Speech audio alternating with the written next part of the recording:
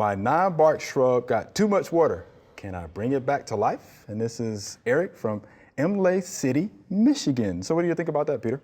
Well, maybe. Maybe? Probably not.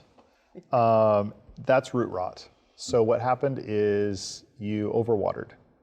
And that might not have been something you intentionally did. It could be that it was planted in a low area. It could be that there's a downspout from your house that just dumps water onto it. You know, it's hard to say. But you can try to see if it's going to bounce back. It might bounce back if there's enough roots left to be able to pull up enough nutrients to support the plant. But it might be easier just to pull it out and plant a new one.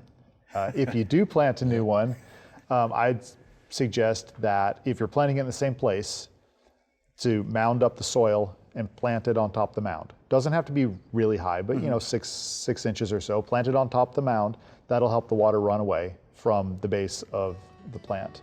And then just, you know, try and figure out why it got too much water. Right. If you're going to replant it, and then stop whatever the problem is.